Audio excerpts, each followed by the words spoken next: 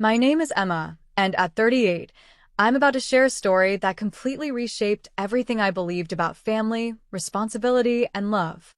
Growing up, my family wasn't wealthy, but we managed. My mom had to retire early due to health issues, and my dad kept working, counting down the years until his own retirement, just two more to go.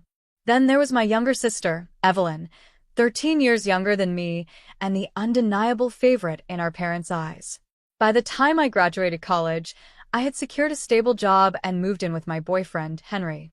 He was practical, logical, just like me, which is probably why we worked so well together. While Evelyn was still finishing her degree, I was already building my career and thinking ahead about our family's future. You don't have to keep sending them money, Henry would say whenever he saw me transferring funds into my parents' account. They're adults, too. I'd shake my head every time. They need the help, Henry. Their house is falling apart. I don't have kids, and this is my way of making sure they're okay. The house, that old, crumbling two-story place where I grew up, was becoming a serious concern. The walls had cracks, so deep you could see daylight through them. The roof leaked every time it rained, and the heating barely worked during winter. I finally hired a contractor to inspect it, hoping for some good news. Instead, I got a grim reality check. The contractor walked through each room, shaking his head. "Ma'am, fixing this place would cost more than just building new." He pointed out the water damage, the weak foundation, the structural risks. "You'd be throwing money away." That was the moment I made a decision that seemed completely logical at the time. I opened a joint savings account with my parents and came up with a plan. Save $210,000, combine it with whatever we could get from selling the old house, and buy them a safe, comfortable place for their retirement. Every month, I deposited a big chunk of my salary into that account. I watched the balance grow steadily, $60,000, then $110,000, each milestone bringing me closer to giving them the security they deserved. Henry and I lived modestly. No fancy vacations, no new cars. We even put off buying a house of our own. But I didn't mind, family came first, right? Then, everything changed on a seemingly ordinary Friday evening. We were gathered for family dinner, the comforting aroma of Mom's pot roast filling the air. Outside, the rain drummed lightly against the windows. It was one of those moments that felt warm, familiar, until Evelyn cleared her throat, drawing everyone's attention. She was glowing, her eyes sparkling with excitement. "Scott and I are getting married," she announced, holding up her left hand.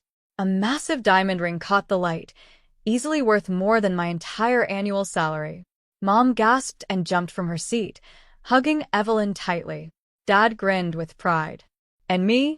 I sat there, staring at that ring, feeling something inside me shift. Something that had been buried under years of responsibility, sacrifice, and devotion to my family. Because in that moment I realized, maybe I had been wrong all along. I was happy for Evelyn, truly happy. Scott was a good guy from a nice family, and he treated her well. They seemed perfect together. But then, she dropped a bombshell that changed everything. "I've planned it all out," Evelyn said excitedly, pulling out her phone. She showed us a Pinterest board filled with fancy wedding ideas. The venue, the flowers, the dress, everything. "It'll cost about $380,000. I choked on my water. $380,000? I repeated, sure I had heard wrong. "Evelyn, that's crazy." The room went silent. Mom and Dad exchanged awkward glances. Evelyn just looked at me with an expression I had never seen before, like she expected this, like it was only fair. "Scott offered to do something smaller," she said, waving her hand like it didn't matter. "Just family and close friends. But I told him I could handle the cost myself. I want his family to see that we're just as good as they are." I stared at her. "And how exactly do you plan to pay for this?" She smiled sweetly. "You're going to help me, of course. You've always helped family." The silence was deafening. I turned to Mom and Dad, expecting them to say something, to tell Evelyn she was being ridiculous. But Mom just stared at her plate, and Dad suddenly found his coffee very interesting. I took a deep breath. I can give you $30,000 for the wedding, I said carefully, and another $20,000 as a gift. That's already a lot, Evelyn. Her smile disappeared. Her face darkened. That's not enough, she snapped. Emma, you have way more than that. This is my one chance to have my dream wedding, to show Scott's family that I'm not some poor girl they can look down on. I turned to our parents, frustration and desperation creeping into my voice.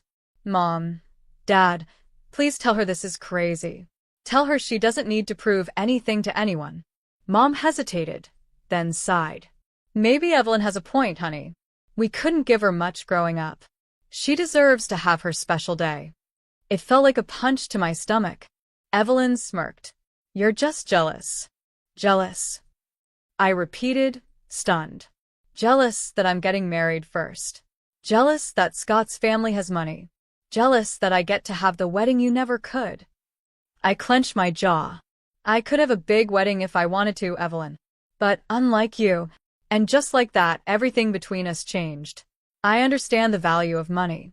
When Henry and I get married, we'll have a small wedding and save our money for things that really matter, like having kids and building a future. Evelyn's face turned red with anger. She stood up and snapped. God, you're so full of yourself. Always acting like you know everything. You're just greedy and selfish. I grabbed my purse, my eyes burning with tears. I'm greedy, I shot back. I've been giving half my salary to help Mom and Dad, while you've been busy planning how to spend money that isn't even yours. I stormed out into the rain, hearing Mom call after me, but I didn't look back. I drove home in a daze, trying to tell myself this was just a bad fight, that Evelyn would come to her senses once she calmed down. But I was wrong. 3 weeks after that awful dinner, I was at my desk during lunch break, going over my budget. Henry and I had dinner plans after work, and I wanted to make sure I had enough set aside after making my usual deposit into my parents' account. I logged into my online banking, clicked on the joint account, and felt my heart stop. The balance was $1. My hands shook as I clicked on the transaction history. There it was. A single withdrawal of $160,000 made just 4 days ago. I left work without even explaining to my boss. I could barely think as I drove to my parents' house. My fingers gripped the steering wheel so tightly my knuckles turned white. There had to be another explanation. Something other than what I feared. When I pulled into the driveway, both of their cars were there. I didn't bother knocking. I used my old key and pushed the door open. They were in the kitchen. Where's the money? I demanded, my voice shaking. Mom flinched. Dad wouldn't look at me. What happened to the $160,000 in the account? Mom's eyes stayed on the floor. Dad stared at his coffee cup, just like at dinner 3 weeks ago. We don't know what you're talking about, honey, Mom said softly. Don't lie to me, I shouted, pulling out my phone. The money was taken 4 days ago. All of it. If you didn't do it, then I'm calling the police. Mom gasped and reached for my phone. No, she said quickly. Don't call the police. I took it, Mom admitted, her voice barely above a whisper. Evelyn needed it for the wedding. She's marrying into a good family. We couldn't let her have a small wedding. What would they think? I let out a short, bitter laugh. What would they think? They'd think she's marrying their son because she loves him, not because she's trying to impress them with my money. Mom reached out, trying to calm me down. It's going to be fine. Evelyn promised she'll help us buy a new house after the wedding. Once she's married to Scott, they'll have plenty of money. She already said she'll send us money every month. I stared at her, shocked. Are you even listening to yourselves? We had $160,000 saved for a new house. We only needed $60,000 more, and you could have finally moved out of this place before it collapses. Instead, you gave it all away for a party. A one-day event. It's not just a party, Dad argued. It's an investment in Evelyn's future. You don't understand. Once she's married to Scott. I looked around the kitchen, taking in the cracked walls, the sagging ceiling, the water stains in the corners. All things that could have been fixed. But now they would never be fixed. Because my parents chose a fantasy over reality. You know what? I said, suddenly feeling exhausted. You're right. I don't understand. And I don't want to understand. You made your choice. Now you can live with it. That night, I barely slept. Henry held me while I cried, then helped me make a plan. First thing in the morning, I closed the joint account and opened a new one in my name only. Then, I called Evelyn. She picked up after the fifth ring, sounding annoyingly cheerful.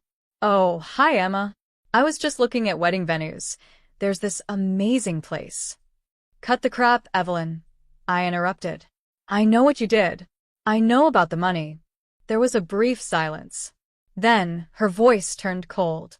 If Mom and Dad gave me the money, that's their decision. You're not in charge of them. Give it back, I said through gritted teeth. Give it back now, or I swear to God, Evelyn. Or what? She snapped. You'll call the police? Go ahead. Mom withdrew it legally, so there's nothing you can do. Honestly, Emma, you should be happy for me.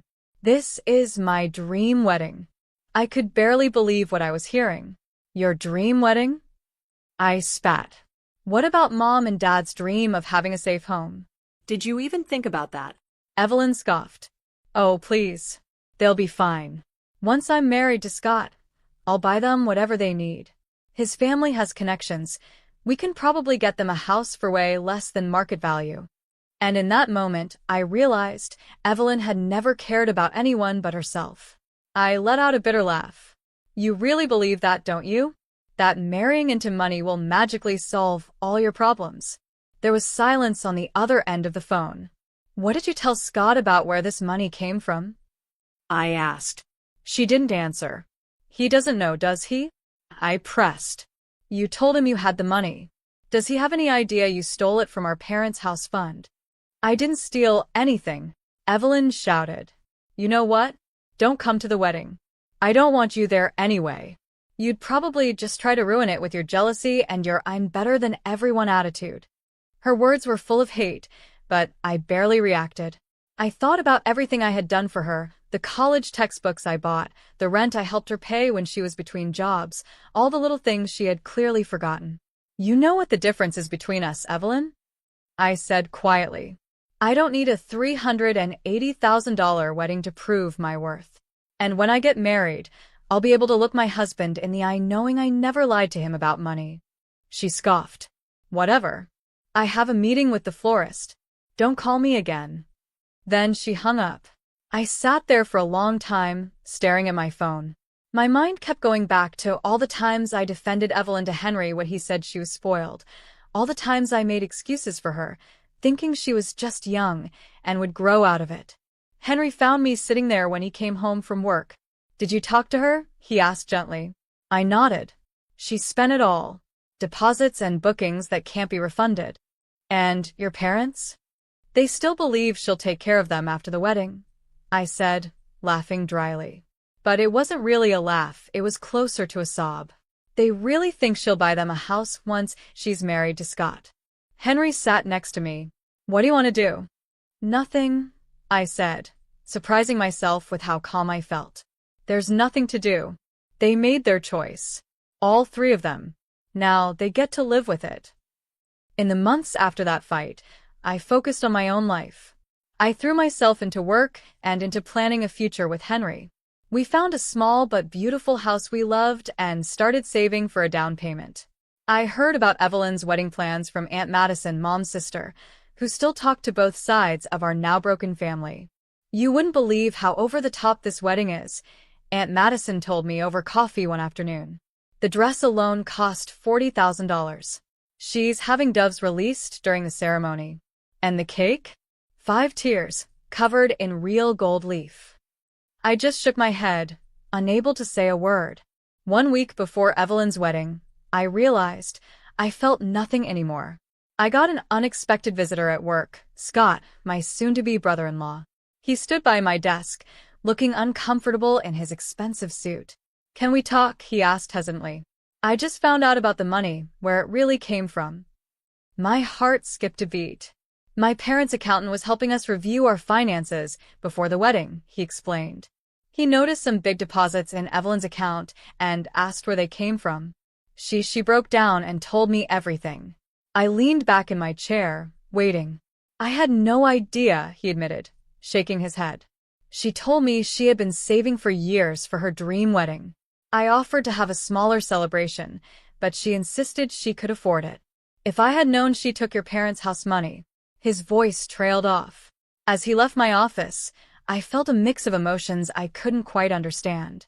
A part of me wanted to warn him about what he was getting into, that Evelyn had been spoiled and selfish since childhood.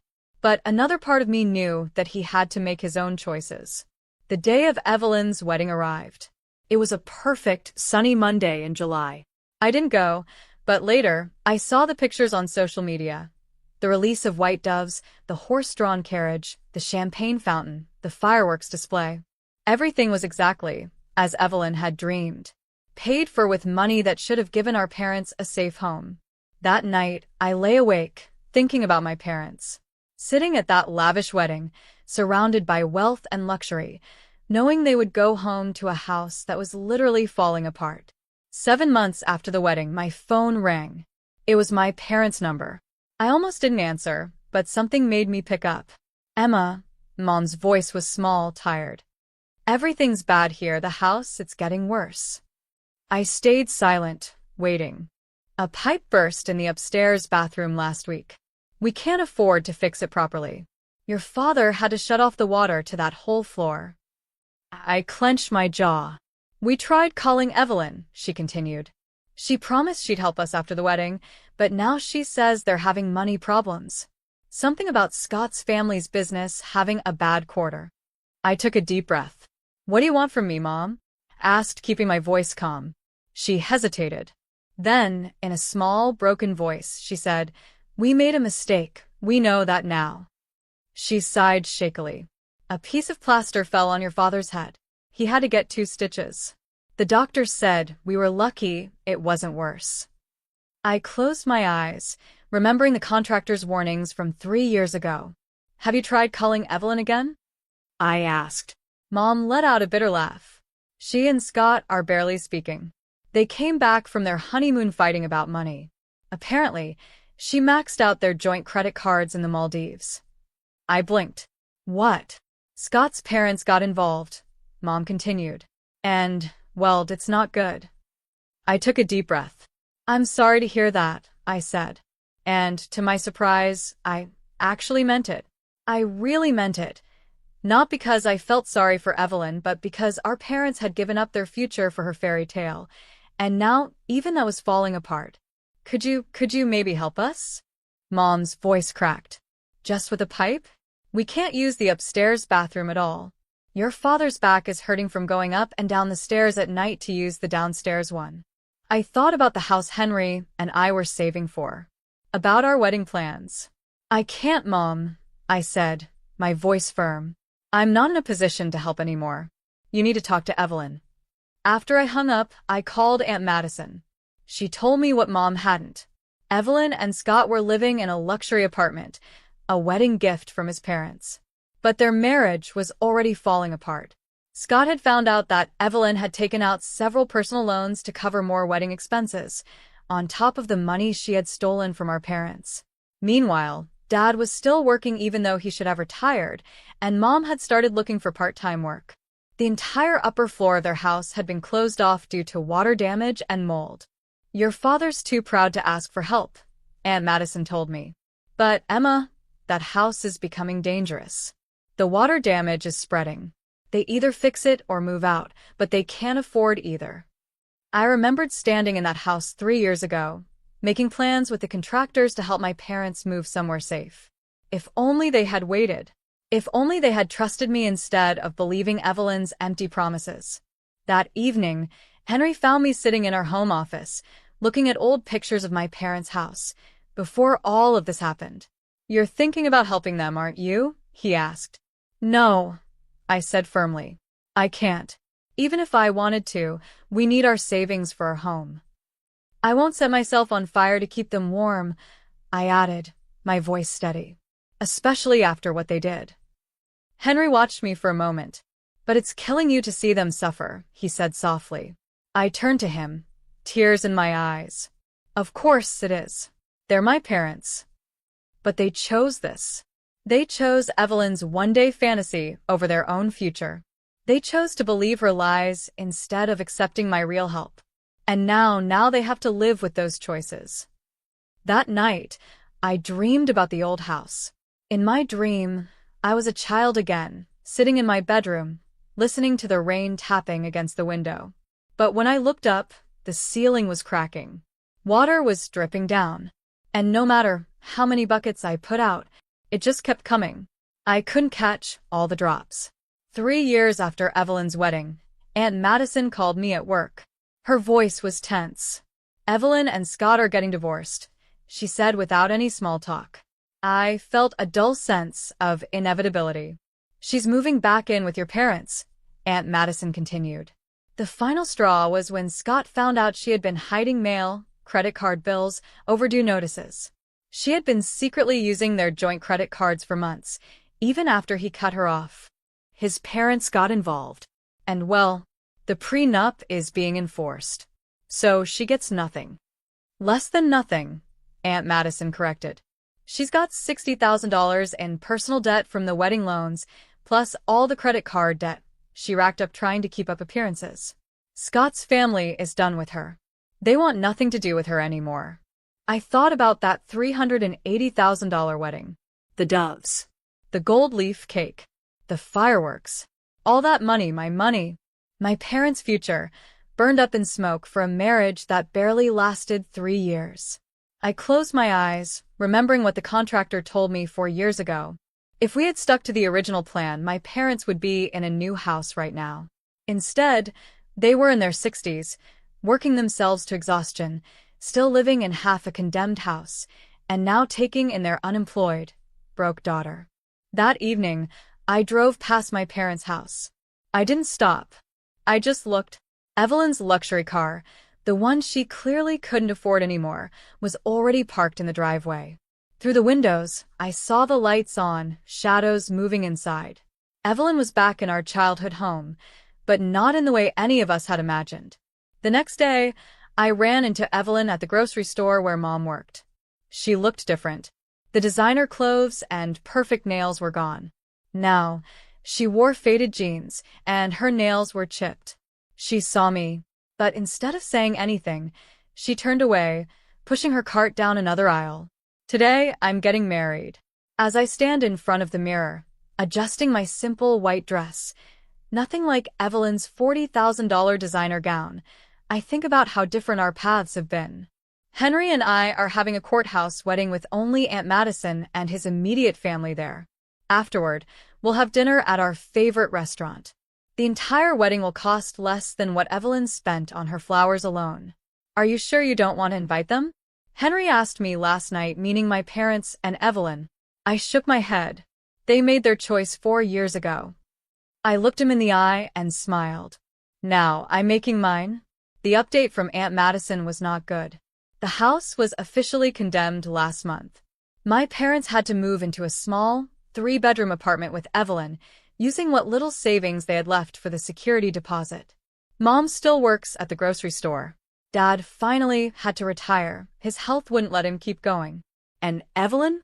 She's working as a waitress, trying to pay off her huge debt. Your mother asks about you, Aunt Madison told me recently. She keeps the announcement of your courthouse wedding on her nightstand. I had sent the announcement through Aunt Madison, not directly to them. It wasn't an invitation, just a notice that I was getting married. Mom had tried to call after she got it, but I let it go to voicemail. Some bridges, once burned, can't be rebuilt. They understand now, Aunt Madison said. They know they made a terrible mistake. Your father says it's the biggest regret of his life, choosing one daughter's fantasy over the other daughter's reality. But understanding doesn't change anything. It doesn't bring back the $160,000 they gave away. It doesn't fix their condemned house. It doesn't erase the fact that they betrayed my trust in the worst possible way. Evelyn is still living with them, working double shifts just to make minimum payments on her wedding debt. The luxury apartment? Gone. The designer clothes? Gone. The expensive car? Gone.